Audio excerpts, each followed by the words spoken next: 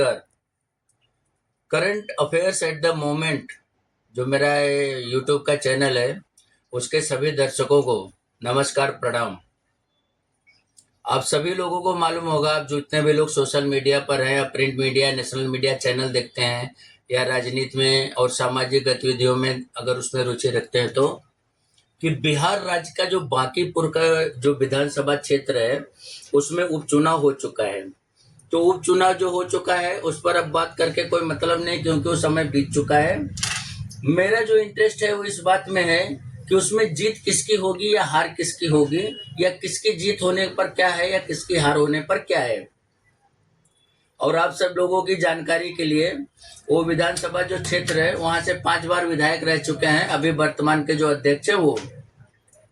तो सवाल इसमें ऐसा है, जो मैंने कई बार सोचा कि जो वो ये बयान आया और पार्टी के तरफ से कि अरे हम तो इसको उसको भी अगर खड़ा कर देंगे तो वो जीत जाएगा, मैं वो शब्दों को नहीं बोलूंगा, आप सब लोगों को मालूम है। और हमारा ऐसा संगठन है, और दूसरे पार्टी के तरफ जो है, उस पार्टी का एकदम मुखिया है, सूत्रधार है पूरे भारत देश में, जिसको लोग जानते हैं, इतना बड़ा नाम है जो व्यक्ति हो। तो उस व्यक्ति के सामने एक मतलब ऐसा कोई कद्दावर नेता न खड़ा करके, उम्मीदवार न बना करके एक साधारण से कार्यकर्ता को और उम्मीदवारी दे देना। तो मैं कई दिनों तक इस बात पर सोचता रहा कि आखिर ऐसा कैसा कि जिस चुनाव पर पूरे देश की निगाहें लगी हों, जो राजनीति के इच्छुक लोग हों या राजनीतिक दल में इच्छुक लोग हैं, या जो जनता है जो राजनीतिक मामलों को फॉलो करती है, कि ऐसा कैसा कि इतने महत्वपूर्ण चुनाव में और ऐसा। तो सोचते मैंने सोच डाला कि इसका सही कारण क्या हो सकता है। तो उसमें सही बात सिर्फ एक हो सकती है कि अगर उनका वो साधारण कार्यकर्ता चुनाव जीत गया, तो आप लोग देखेंगे जितना भी न्यूज चैनल और बाकी सब जगह है, देखो देखो इतने बड़े नेता बन रहे थे, हमारे एक साधारण कार्यकर्ता ने हरा दिया। देखो देखो इतना हमारा संगठन कितना मजबूत, हमारा पार्टी कितना मजबूत, ये कितना मजबूत हो।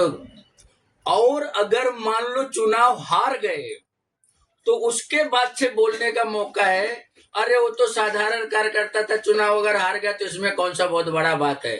यही एंगल है इसमें। नहीं तो जो मेरा राजनीतिक तजुर्बा है एक विश्लेषक के तौर पर, वो सीधा सीधा कहता है कि एक बहुत ही कद्दावर उम्मीदवार इनको देना चाहिए था उस मुकाबले के लिए, राजनीतिक चुनावी मुकाबले के लिए। लेकिन खैर छोड़ो, बात अब हो गई है। मेरा अपना मानना ऐसा है कि चुनाव प्रचार के समय उन्होंने कहा था, दूसरे दल के मुखिया ने, कि ये उस उपचुनाव से न वहां की सरकार गिरना है, न सरकार बनना है, न कुछ उस पर असर होना है। सच बात है।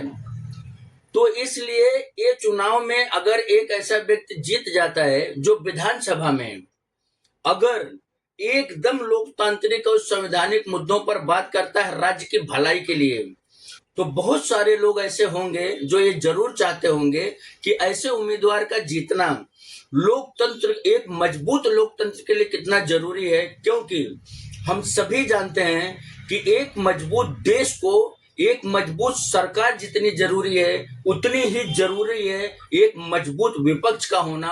और ये जो मजबूती है विपक्ष की, वो वहां का जो एक फैसला अगर ऐसा आता है, तो इस फैसले में अगर वहां की जनता चुनाव करती है कि हम इस व्यक्ति को वहां पर भेज रहे हैं, क्योंकि एक चुनाव जीतने हारने से सरकार पर कोई असर नहीं, तो ये शायद ऐसा होता है अगर, तो एक लोकतांत्रिक दृष्टिकोण से ये बहुत ही एक बढ़िया मैसेज जाएगा पूरे देश भर के लिए।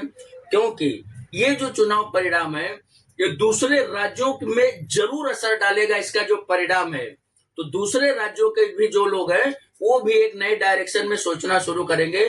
क्योंकि हमारा जो मकसद है या जो हम लोगों की प्रायोरिटी है, वो सिर्फ एक है कि हमारा देश मजबूत होना चाहिए, हमारे देश की जो संप्रभुता है वो मजबूत होनी चाहिए, और हमारे देश का लोकतंत्र मजबूत रहना चाहिए। सरकार बनती रहती है, बिगड़ते रहती है, आते रहती, जाते रहती है।